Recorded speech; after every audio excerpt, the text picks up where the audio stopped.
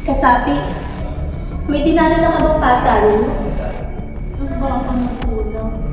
Naririto kami at napagdala ng solusyon sa iyong suliranin. At sumama ka na sa amin.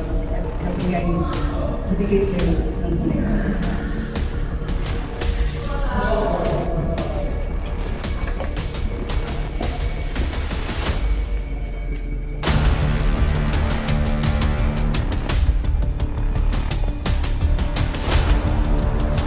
Kapit eh.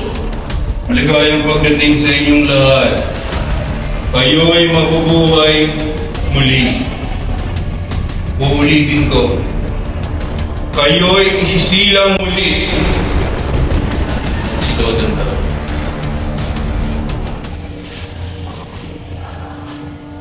O Iha, bakit ka nakaparirito? Ano po yung pagsisilang?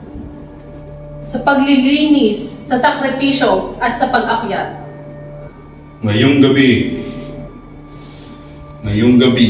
ulitin ko, ngayong gabi, iiwanan natin ang ating katawang pang-ibabaw. Tayo'y sisilang muli. Naiintindihan niyo ba yun? Naiintindihan niyo ba yun? Opo. Ang pagkamatay natin, hindi tayo titigil doon. Tayo ay mabubuhay muli.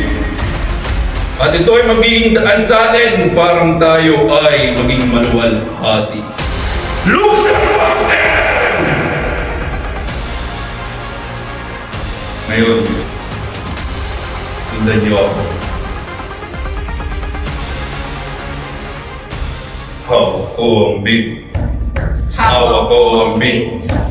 Amen!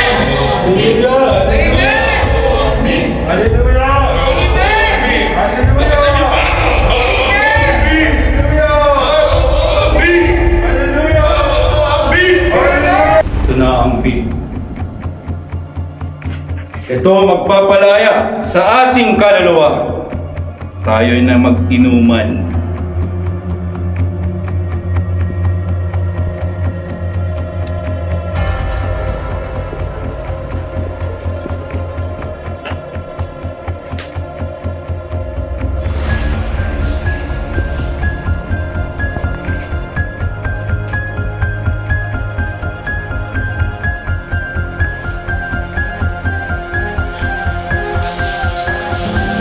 Aba, ano naman ang iniinom nila? Parang may mali. Hello? Hello? May kwarto po dito. May pinapainom sila sa amin. Opo, dito po sa fourth floor. Sige po.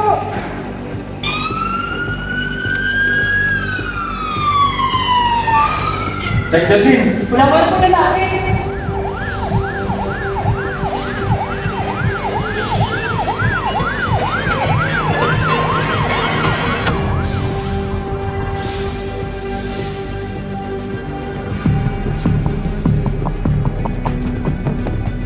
Ano na naman to? Lux ex mortem? Ano to?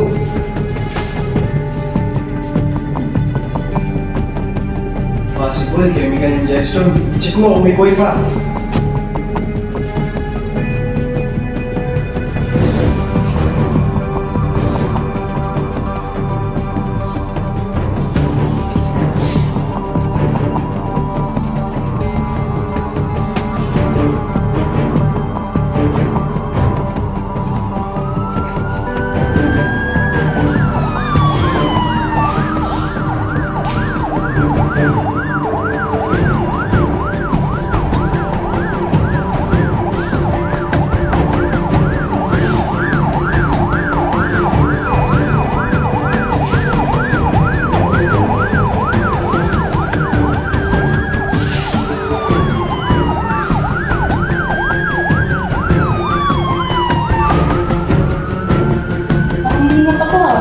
Buhay pa to. Tumawagan tulong. Medic! Medic! Medic! Yes! Ito. Wait, how about others? How about others? Wala na, hindi na ako gumagalaw. Walang pulso. Good mouse. Amoy Peter Almond. Possible cyanide poisoning. Ice. Hydroxychloroquine. 5 mg. How about 100% oxygen? Meron? Paparating na po. Hindi. Dok, walang hydro sa kabalan. Cyanide kit. Meron?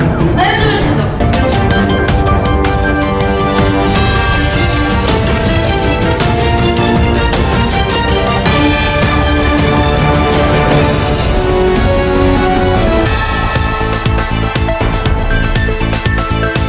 This is Sid reporting live. Authorities are responding to a suspected mass poisoning. Multiple individuals are unconscious. I'm here at the scene of the crime with first medical responder Dr. Rad. So Dr. Rad, how were the victims found? Oh, we found them lying on the ground. Although we found one that still had a pulse, so we prioritized her.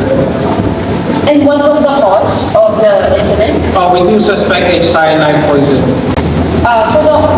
What is cyanide poisoning? So basically, cyanide poisoning is caused by cyanide poison, so which is a lethal poison that it needs immediate intervention. So therefore, unfortunately, we couldn't make it on time for the others, but that one lucky person, we got on the scene on time. And how did you know that it was cyanide poisoning for instance? So first look, I saw she was unconscious, and then the breath smelled like bitter almond, and then the skin was cherry red. So I had to think fast. I went with cyanide poisoning. We gave her the antidote. She's on the way to ICU right now. But so far, she's doing better. So far. Okay. Good for now. And what are, besides the antidote, other interventions that could be done with cyanide? The first line, we should always give 100% oxygen. And then after that, either hydroxychloroquine, if not, then cyanide kit should be helpful. Do you have any message for our viewers for cyanide poisoning? A reminder. Alright, cyanide poisoning is something that needs to be addressed immediately. So if you have any friends, anyone you see on the street with the symptoms that I mentioned, call for help.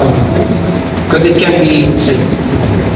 Thank you. Sid? So this is Sid, live at MCU News.